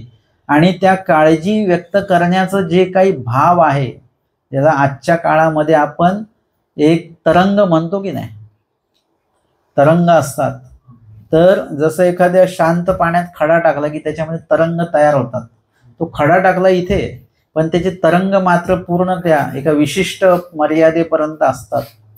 तशा पद्धतीने ते तरंग जे आहे, शुभचिंतनाचे तरंग असे तयार होतात आणि ते तिथपर्यंत पोचत असतात. जसं अधिकरण वगैरे असतील किंवा अजून कोणी आपले सुरुच शुभचिंतक असतील, ते आपल्याला पाहतात आणि त्या पाहण्यातनं ते एक प्रकारचं शुभचिंतन आपल्याकडे व्यक्त होत असतं. स्वामींचा विषय तर सुरूच आहे, ते स्वामींच्या पाहण्यातनं हे आपल्याला प्राप्त होतं, हे काही वेगळं सांगायला नको. आणि अमृत कळा असे ते संचरे, ते अंड्यांच्या बाबतीमध्ये ते अंडी सुरक्षित राहावी आणि त्यातली जी पिल्लं आहेत किंवा ते काही जीव आहे तो सुरक्षित राहावा, अशा प्रकारचं पाहणं ते आहे. त्या पाहण्यामध्ये एवढी मोठी ताकद त्याच्यामध्ये आहे. जसं नाही का, ते वडिलांनी नुसते डोळे दाखवले की मुलं जागेवरच थांबून जातात. म्हणजे ती पाहण्यामध्ये ती ताकद आहे, ती जीवभीती नाही, ती जीव जाण्याची आहे. म्हणजे मुलाला वाटतं की नको बाबा. म्हणजे अशा प्रकारची डोळ्यांमध्ये ती क्षमता तयार करावी लागते. एखाद्या वेळेस डोळ्यांनी पाहिल्यानंतर एक बरं वाटणं जे आहे, जे आमच्या स्वामींच्या कृपादृष्टीमध्ये ते पाहणं आहे की ज्याच्यामध्ये जीवविती शक्ती आहे, तशा प्रकारची जीवविती शक्ती जी आहे त्या मासळी मातेच्या दृष्टीमध्ये आहे, त्या पिलांविषयी. आणि मागोते परतोनी त्या ते दृष्टी पाहे, अमृत कळा असे ते संचरे, तयातवतीये वाढती. तयातवतीये वाढती म्हणजे त्यामध्ये असलेले जे काही जीव आहे त्यांची वाढ वृद्धी ती होते. त्यामध्ये ह्या मासळीच्या दृष्टीचा विशेष सहभाग त्याच्यामध्ये आहे.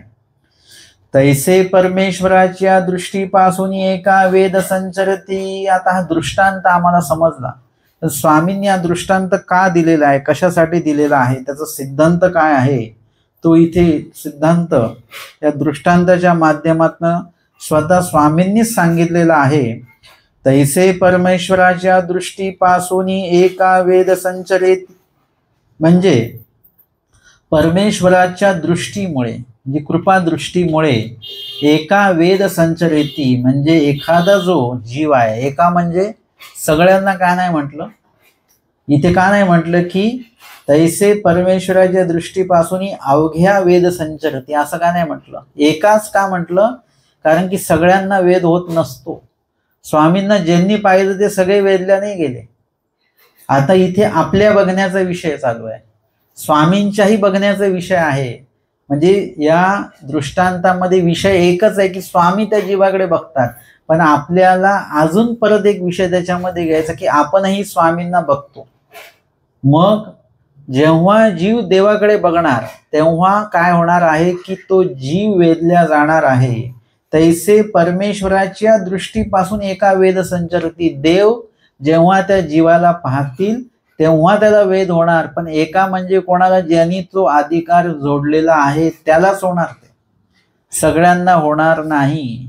जसं आमचे स्वामी भिक्षा घेऊन वाटेने बीजे करत आहेत आणि ते अधिकाऱ्याची पालखी आली, त्या सैनिकांनी स्वामींना काय केलं, ढकलून दिलं भाल्याच्या टोकाने आणि स्वामींच्या हातातल्या भिक्षांना सांडलं. त्या अधिकाऱ्याची पालखी जेव्हा मागून आलेली आहे, तो सैनिक पुढे आहे आणि मग त्यांनी बघितलं स्वामींना आणि तो वेधल्या गेला, लगेच खाली उतरला. किंवा रामधरण्या राजाच्या बाबतीमध्ये स्वामींना तर त्या रामधरण्याच्या सैनिकांनी चोर हेर धरून म्हणून धरलेलं आहे की हा शत्रू सैन्याचे कोणतरी हेर आहेत.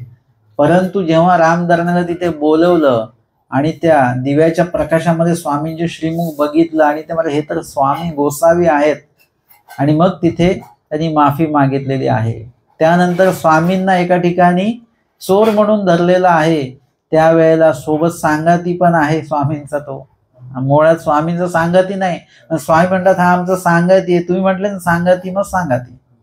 मग त्या सैनिकांना कळालं नाही की हे कोण आहेत ते, पण त्यांचा जेव्हा अधिकारी आला ते म्हणाले स्वामींना तुम्ही असं धरलं, म्हणजे इत्यादी प्रकारे त्या ठिकाणी अधिकाऱ्याकडे जी दृष्टी आहे ती सैनिकांकडे आपल्याला बघायला मिळत नाही. म्हणजे दृष्टी असण्यासाठी तो अधिकार पण असावा लागतो, नुसता अधिकारी असून चालणार नाही.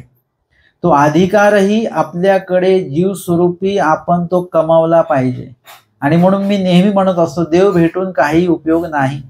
तुम्ही म्हटले आम्हाला देव भेटले पाहिजे, देव भेटले पाहिजे, देव तर आत्ता भेटतील आपल्याला, पण आपल्या जीव स्वरूपी ती कामानुक नसेल, तो अधिकार आपण जोडलेलाच नसेल तर देव भेटून उपयोग आहे का? आता समजा तुम्हाला भूकच नाही आहे आणि तुम्हाला तूप आणि पुरणपोळी आणून दिली, काय उपयोग आहे का त्याचा? नाही उपयोग. तुम्ही म्हणाल की मी जेवलेलो आहे आत्ताच, म्हणजे तुम्हाला ती खाण्याची सुद्धा इच्छा होत नाही. जो इथपर्यंत जेवलेला माणूस आहे ना, त्याच्यासमोर पंचपक्वान्न जरी आणले तरी ते खाण्याची त्याला इच्छा होत नाही. म्हणून त्याच्यासाठी भूक असली पाहिजे, त्याच्यासाठी तो अधिकार असला पाहिजे की स्वामींच्या भेटीचा आपल्याला उपयोग झाला पाहिजे. भट्टोबासांना तर नुसतं स्वामींचं नाम कानावर पडल्यानंतर सुद्धा उपयोग झाला, भेट झाल्यानंतर उपयोग झाला. अशा कितीतरी भेटी झाल्या आणि त्या प्रत्येक भेटीमध्ये काही ना काही बदल होता होता. स्वामी सांगतात येथून तुम्हाला स्थित्यांतर किंगा, आता बदल होत राहील. स्वामींच्या भेटण्याचा असा उपयोग झाला पाहिजे जो मार्कंडांना झाला नाही, काळगोट्यांना झाला नाही, सारंग पंडितांना झाला नाही, दादोसांना झाला नाही, तो भट्टोबासांना झालेला आहे. भट्टोबासांना 5-6 भेटी घ्याव्या लागल्या, मग बोध झाला, मग अनुसरण झालेलं आहे. आमच्या माहीमभटांना पहिल्याच भेटीमध्ये बोध झालेला आहे. नीळभट्टेंना तर काही क्षणातच कुठलंही निरूपण नसताना बोध झालेला आहे.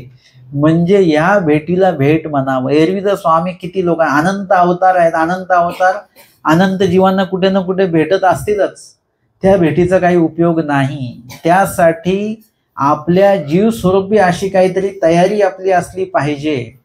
जसं परीक्षेला आपण बसलो पण आपली तयारीच नसेल, अभ्यासच नसेल, तर परीक्षेला बसून काही उपयोग नाही. परंतु कधी उपयोग होईल, जेव्हा आपली ती तयारी असेल. आणि म्हणून देव भेटल्यानंतर काय करायचं? नीळभट्टांसारखं आपण करू शकतो का? लगेच निघता येईल का आपल्याला? माहीमभट्टांसारखं विचारपूर्वक का होईना निघता येईल का? भट्टोबासांसारखं 5-6 भेटीनंतर का होईना निघता येईल का? किंवा खेगोईंसारखं त्याग करून सगळं ऐश्वर्य तिथेच जागेवर सोडून निघता येईल का आपल्याला? हा विचार आधी करा. देव जर का भेटले तर त्यांच्यासोबत आपण जर का गेलो सोबत तरच त्या भेटीचं महत्व आहे. एवढंच फक्त लक्षात, लगेच त्याग करता आला पाहिजे, त्या क्षणी त्याग करता आला पाहिजे.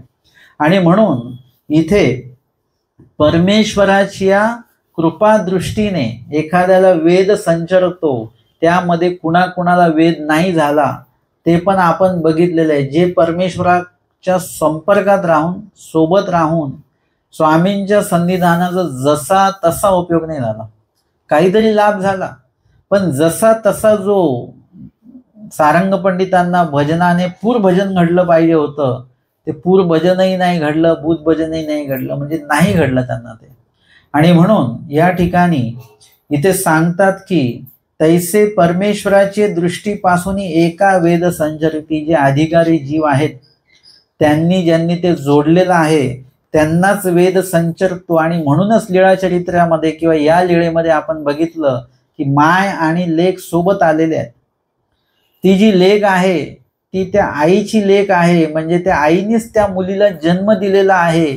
आई तिच्यापेक्षा जास्त मोठी आहे, समजदार आहे, परंतु मुलगी जी आहे तिच्यापेक्षा जास्त अधिकारी आहे. तिने ते जोडलेलं आहे.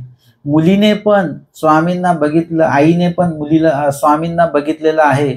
आई वेदल्या नाही गेली, पण मुलगी मात्र वेदल्या गेलेली आहे. मुलगी पण कशी आहे, वयाने लहान आहे, परंतु तिच्या बोलण्यावरून तिचे जे संस्कार आहेत ते संस्कार आपल्याला समोर येऊन जातात. जसं तो गोवळी आहे, त्यालाही ताप आला आणि स्वामी जे आहेत त्यांच्या संपर्कात आहेत चांगले वगैरे, तेव्हा आई सुद्धा, त्याची आई सुद्धा हीच धावपळ अशी करते. तो म्हणतो काही धावपळ करू नको, ते जे स्वामी आहेत त्यांना बोलव, ते आले तर माझा ताप जाईल. म्हणजे त्यामध्ये त्यांना तो उपाय जो आहे तो उपाय माहिती आहे. अशा पद्धतीने इथे स्वामींनी हा दृष्टांत जो आहे तो सांगितला, त्याचा सिद्धांत जो आहे तोही सांगितला. मग गोसावी विनवणी स्वीकारली, स्वामींनी त्यांच्या विनंतीचा स्वीकार केलेला आहे त्या मातेच्या. तेथ बीजे केले तिये उठिली, तेथ बीजे केले म्हणजे तिथे ते गेलेले आहेत स्वामी, आणि तिये उठिली, स्वामींना बघितल्यानंतर ती उठली गेली. गोसाव्यांसी क्षेमालिंगन दिधले, स्वामींना ती भेटलेली आहे आणि तिथेच तिचा निम्मा ज्वर गेल्याचं टळटिपेमध्ये आलेलं आहे. दंडवत घातले श्रीचरणा लागली, मग तेही माते ते म्हणितले. दंडवत घातली, श्रीचरणा लागली, आणि ती जी मुलगी आहे ती मुलगी आईला म्हणते, आई तू रांधी, म्हणजे तू काय कर आता स्वयंपाकाला तू लाग.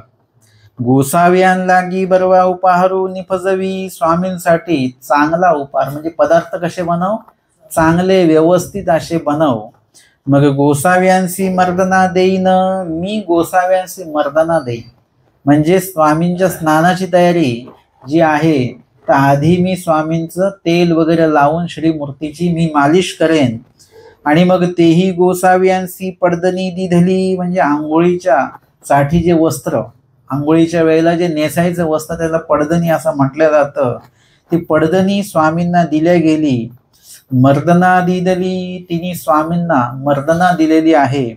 जवळजवळ मर्दना देती तव तव जरू काढे, आणि जेवढ्या वेळ ती अंगातली स्वतःची ताकद उपयोगी लावत होती. मुळामध्ये ज्याला ताप असतो ना, ताप असलेल्या माणसाला डोळे उघडण्याची सुद्धा ताकद नसते, बोलायची ताकद नसते.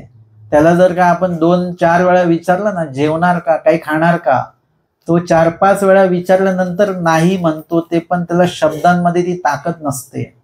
आणि इथे हा ज्वर स्वामींमुळे आल्यामुळे तिथे स्वामींचं सन्निधान अपेक्षित होतं, ते सन्निधानही मिळालं. सेवा अपेक्षित होती, ती सेवाही मिळाली. आणि पूर्ण मनोभावे आता ती सेवा सुरू असताना जेवढी मर्दना ती देते आहे, जेवढं ती मालिश करते, जेवढी ती ताकद लावते, तेवढं काय होतं, तिचा जो ताप आहे तेवढा निघतो. विधी करिता अविधी परिहारे. आमच्या स्वामींनी भटोबासांना सांगितलं किती दगड व्हावे लागतील, 27 का 28, किती, 22 दगड व्हावे लागतील. जसं जसं तुम्ही दगड व्हाल, ते म्हणाले की मग आता ताप, माझं पोटदुखी घालवा आणि मग मी दगड वाहीन. स्वामी म्हटलं तसं नसतं बरं का, ते नंतर येणारे लोक करणार आहेत तसं, विडे ठेवून वगैरे. इथे तसं नाही, स्वामींच्या सन्निधानी सुविधा नाहीये, आपल्याला ती सुविधा आहे की आधी देवा आम्ही विडा ठेवतो, आमचं सगळं दुखणं घालवा, मग आम्ही काय जो विधी आहे तो करू. पण स्वामींच्या काळात भट्टोबासांना मात्र ही सुविधा नव्हती की बाबा आधी पोटदुखी आम्ही थांबवतो मग तुम्ही सेवा करा, आम्ही तुमचा ताप घालवतो मग तुम्ही नेवाशाला जा. आहे का सुविधा ही त्यांना? नाही आहे. निळभट्टांना सुविधा आहे का की आधी आम्ही ते इंगळी विष हरण करतो आणि मग तुम्ही आमची स्तुती करा? सुविधा त्यांना ती नाही आहे.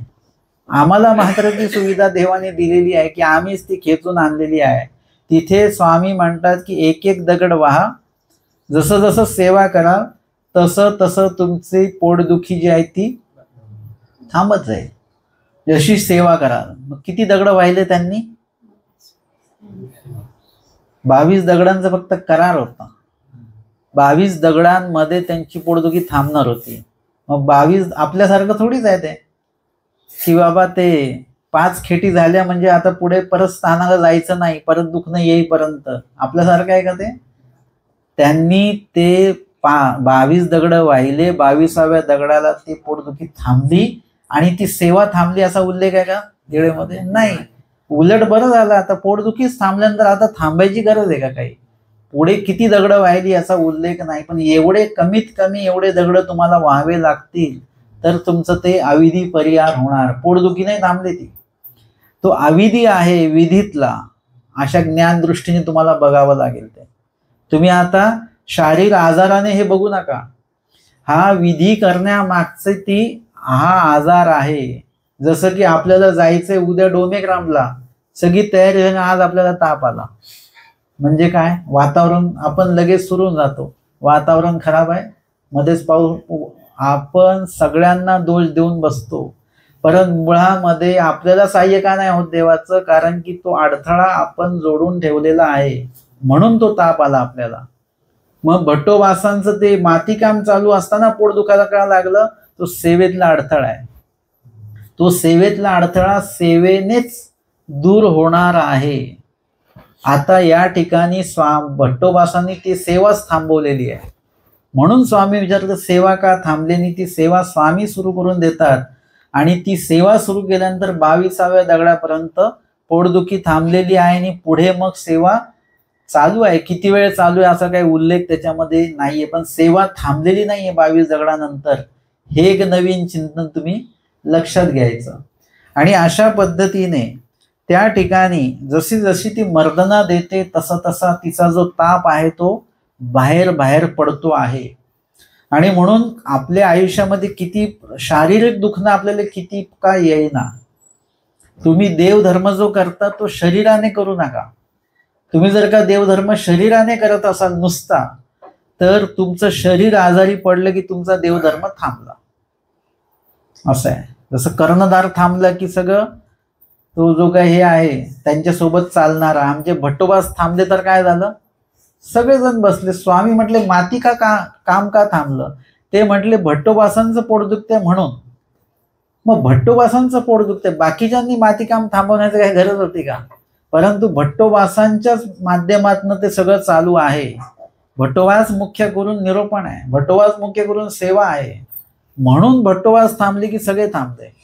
तशा पद्धतीने तुम्ही आम्ही जर का शरीराने देवाचे असू तर आपलं शरीर थकलं की आपणही थकलो, शरीर थांबलं की आपणही थांबलो, शरीर आजारी पडलं की आपणही आजारी पडलो. आपल्याला तसं नाही करायचं, मनाने सगळ्या गोष्टी करायच्या आहेत. जीव स्वरूप आमचे स्वामी काय म्हणतात? जन्म जीवित परमेश्वराला द्या.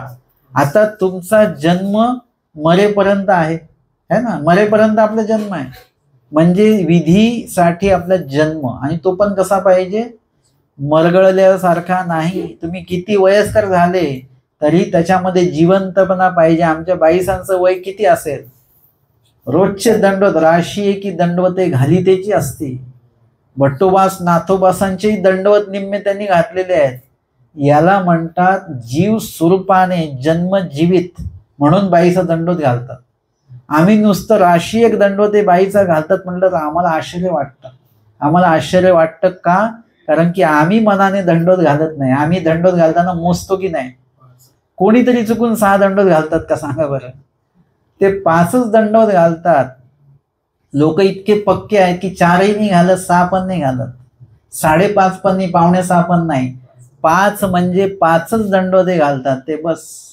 म्हणजे इत्यादी प्रकारे आपण शरीराने देवधर्म करतो, म्हणून शरीर थांबलं की आपणही थांबतो. ज्या दिवशी तुम्ही मनाने देवधर्म कराल, जीव स्वरूपाने जन्मजीवित देह कराल, तेव्हा स्वामी सांगतात धड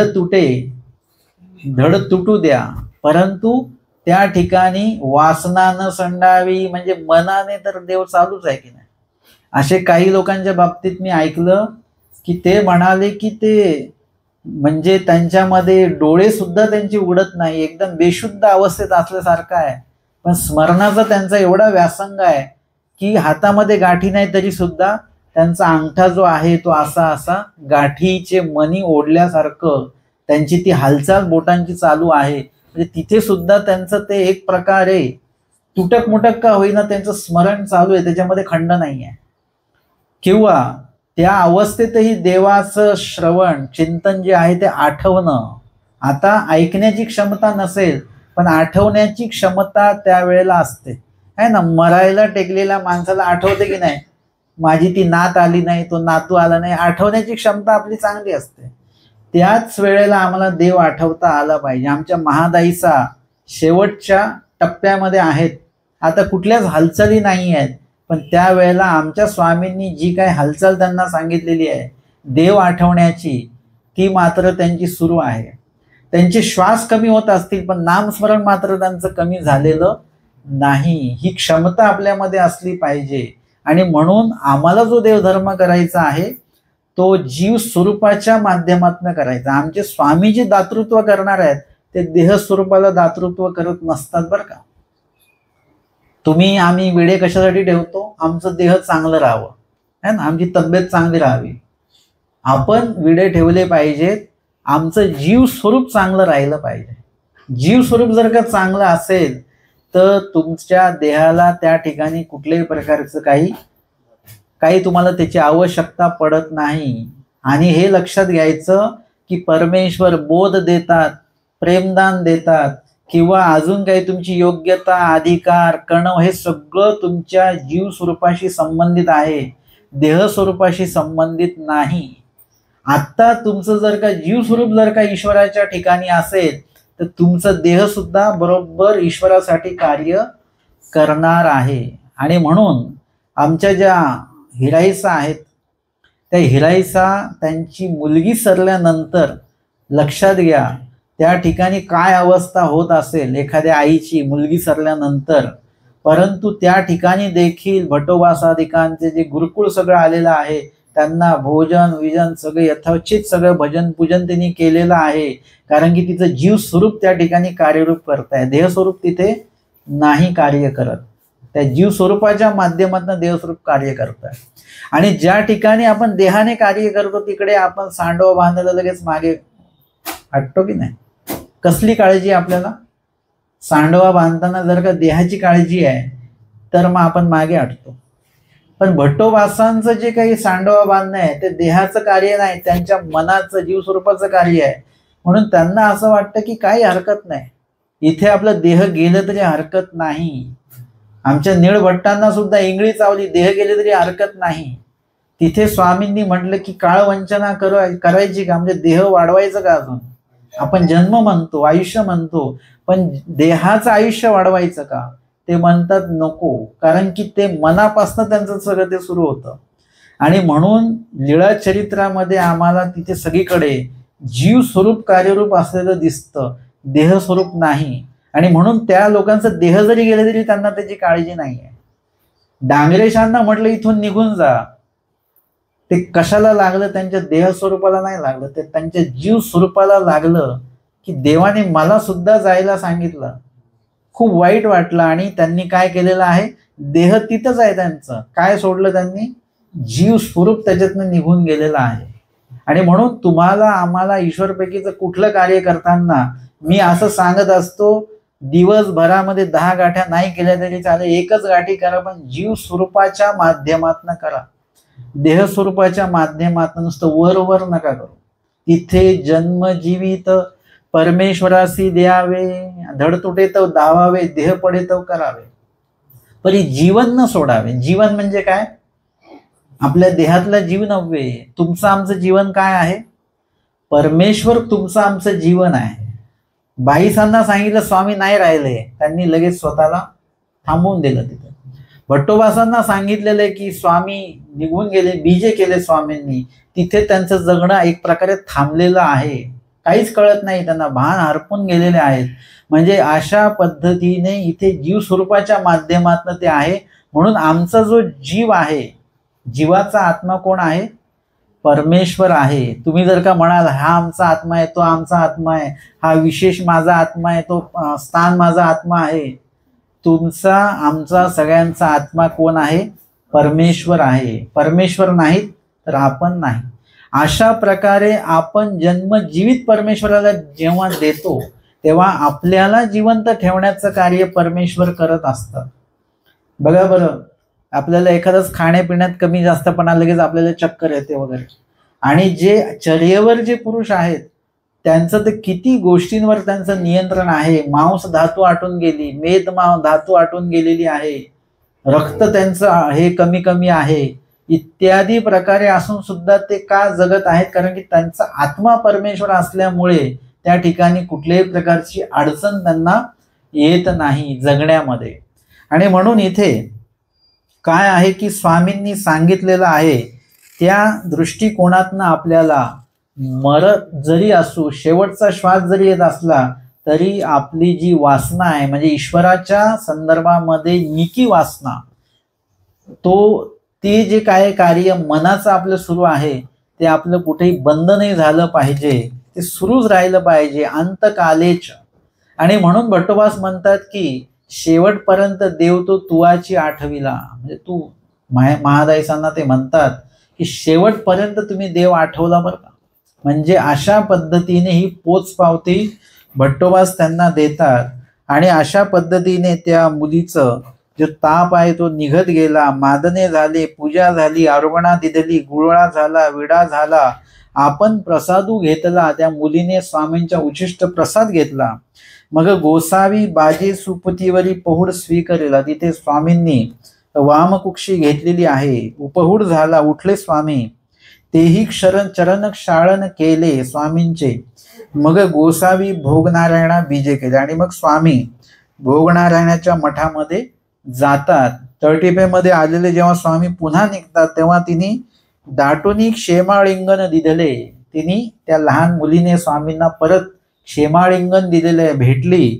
आणि त्याच्यामुळे तिचा जो काही जोर होता तो निशेष निघून गेलेला आहे, सगळा निघून गेलेला आहे. अशा प्रकारे सिद्धांत सांगतात परमेश्वराची दृष्टीपासून एका वेद संचरती. जसे माय धुवा लेकी, त्या मुलीला वेद संचरलेला आहे आणि ती अधिकारी योग्यताकारक असल्यामुळे तिला तो वेद संचरलेला आहे. आता आपला प्रश्न असणार आहे की त्या मुलीला पुढे काय झालं? मला माहिती नाही, कारण मला त्याच्याबद्दल कुठली माहिती लीळाचरित्रात आली नाहीये. मग आपण ही माहिती कशी सांगतो? अंदाजे सांगत असतो. जर का त्या मुलीचं स्वामींच्या विषयी एवढे आपलेपणा आहे, ताप येणं अशा प्रकारची स्थिती आहे, इतकी आसक्ती देवाविषयी तिची प्रथम भेटीमध्ये झालेली आहे, म्हणजे ती मुलगी ओल्या गुणाची आहे. आणि तो जो ओला गुण आहे तो तिला हळूहळू पुढे घेऊन जाणार आहे. पुढील याच्यामध्ये आता काय केलं, स्वामींनी काही वेळाची भेट दिलेली आहे, परंतु तिथे काय केलं, जसं आपण नाही का हे करतो, एफडी करतो, 100 रुपयाची एफडी केली 10 वर्षासाठी. 10 वर्षांनी किती पैसे मिळतील? 10,000 मिळतील. म्हणजे गुंतवणूक फक्त 100 रुपयाचीच केली, पण मिळाले किती? 10,000 रुपये मिळालेले आहेत. तशा प्रकारे परमेश्वर भेटीची गुंतवणूक आहे एक प्रकारे. त्या मुलीच्या किंवा कुठल्याही अधिकारी जीवाची कणव 1% असते, 1%ची गुंतवणूक परमेश्वर करतात. आणि भेट देऊन दर्शने, स्पर्शने, संभाषणे, अवलोकने, निरूपणे, सेवा, दास्य घडवून मडवून त्यांची कणव वाढवत वाढवत योग्यता वाढवत वाढवत नेतात. म्हणजे गुंतवणूक परमेश्वर थोडीशी करतात आणि त्या गुंतवणुकीतनं अनेक पद्धतीने त्याची योग्यता, अधिकार, कणव वाढवतात. अशाच प्रकारची कणव, अधिकार, योग्यता त्या मुलीची वाढेल. आणि ती मुलगी जर का ओल्या गुणाची आहे तर कुठेतरी प्रेमासारखा उपाय सुद्धा तिला घडू शकतो. आणि म्हणून या ठिकाणी स्वामींनी हा दृष्टांत या ठिकाणी सांगितला. याचं उदाहरण सांगतात, जैसे भक्तासी, म्हणजे दृष्टीद्वारे स्वामींनी काय केलेलं आहे, दृक्काद्वारे दिलेलं आहे. संचार करतात कशाचं? पराचं आणि आवराचं. मग आता इथे भक्तासी दिलं म्हणजे प्रेमदान दिलं, मग ते कशामध्ये येईल? आवर की परामध्ये येईल? परामध्ये येईल. परमेश्वर पैकीचं प्रेमदान दिलेलं आहे ते परामध्ये येईल. हे कोणाला दिलंय ना? भक्तासी. म्हणजे कोण भक्त? महादुबा भक्त आहेत. त्यांना कसं दिलं प्रेमदान स्वामींनी? दृष्टीद्वारे दिलं. स्वामींच्या श्रीमुखावर वस्त्र आहे, त्यांनी ते काढलं आणि एकदम शस्त्र उगारलं. स्वामींनी श्री कृपा दृष्टीने ते बघितलं त्यांच्याकडे, त्यांनी स्वामींकडे बघितलं. आता तिथे देवाणघेवाण आपला विषय आहे. दिल्या गेलेलं आहे पण घेवाण पण पाहिजे, म्हणजे त्यांची पण दृष्टी त्यावेळी असली पाहिजे. आणि मग ते दिल्या गेलं आणि त्यांच्याकडनं ते घेतल्या गेलं आणि शस्त्र हातातलं गळून पडलेला आहे. अशा पद्धतीने त्यांना, अशीच आहे ना लीळा, मग अशा पद्धतीने त्यांना प्रेमदान दिलेलं आहे. दृष्टी दृष्टी मिनली. बाईसासी म्हणजे पुढचं उदाहरण बाईसांचं देतात. बाईसांकडे स्वामींनी पाहिलं, बाईसांनी दृष्टी इकडे तिकडे केली, देता नाही आलं. परत स्वामींनी पाहिलं, कृपादृष्टीने अवलोकन केलं, बाईसांनी परत पाहिलं नाही, देता नाही आलं. आणि तिसऱ्या वेळेस स्वामींनी कृपादृष्टीने अवलोकन केलं, बाईसांनी पण पाहिली, दृष्टीला दृष्टी मिळाली आणि तिथेच उत्तम असं प्रेम साधन जे आहे, भक्ती साधन आहे, त्याचा संचार परमेश्वराने केलेला आहे. कशाद्वारे केला? दृष्टीद्वारे. म्हणजे आता तुम्हाला नेत्राच्या, श्री नेत्राच्या लीळा आठवायच्या असतील तर या लीळा आणि अजून अनेक लीळा आहेत त्या तुम्ही आठवू शकता.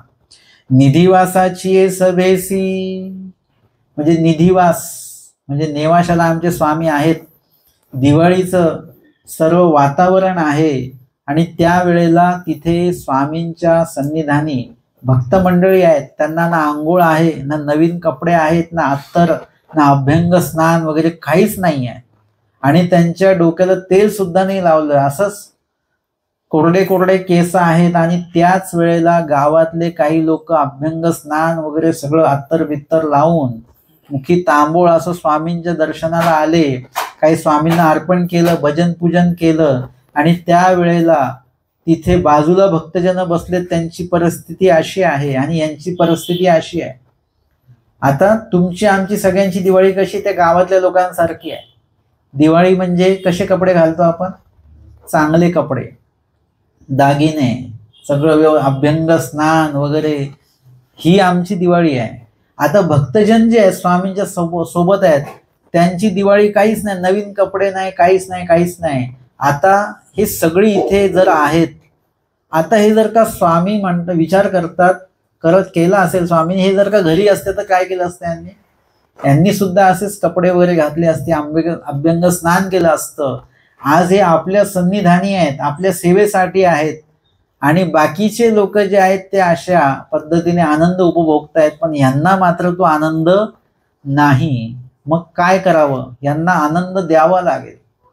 आणि मग स्वामींनी कृपा दृष्टीने त्यांच्याकडे अवलोकन केलं आणि त्यांना आनंदाचा संचार केलेला आहे. आता परिस्थिती उलट झाली बरं का. गावातले लोक जे तेजदार दिसत होते, ना आनंद तुमच्याकडे आहे कशावरून कळतं? चेहऱ्यावरून कळतं बरं का. तुम्ही नवीन जुने कसे कपडे घातले त्याच्यावरून कळत नसतं. एखाद्याने नवीन कपडे घातलेले आहेत, त्याचा चेहरा असा पडलेला असू शकतो. एखादा व्यक्ती दिसायला सुंदर आहे, त्याचाही चेहरा पडलेला असू शकतो.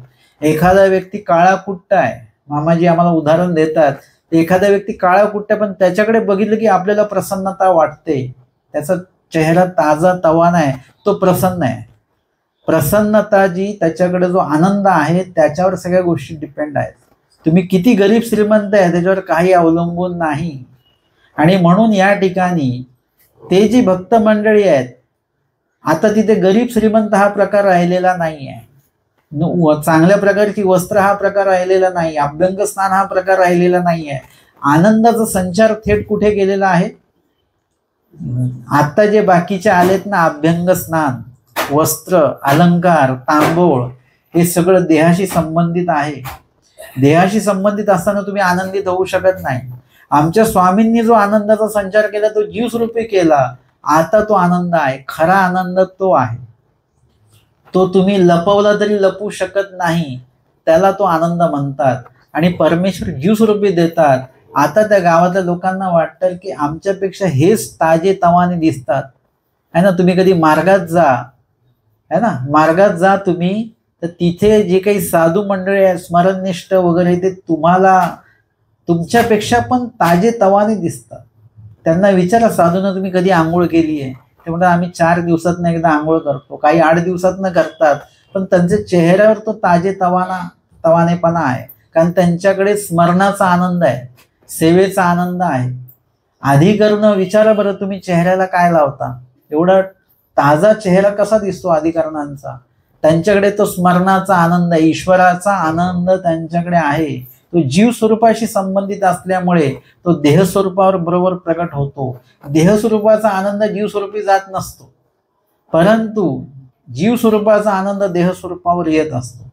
आणि म्हणून इथे निधिवासाची या सभेसी म्हणजे त्या समस्त जे काही स्वामींची निज किंकर निज भक्त आहेत त्यांच्या चेहऱ्यावर जी प्रसन्नता आनंद आहे तो गावातल्या लोकांच्या चेहऱ्यावर तो दिसलेला नाही. इथे स्वामी दृष्टीद्वारे त्यांना अवलोकन केलं आणि त्यांना आनंदाचा संचार केला.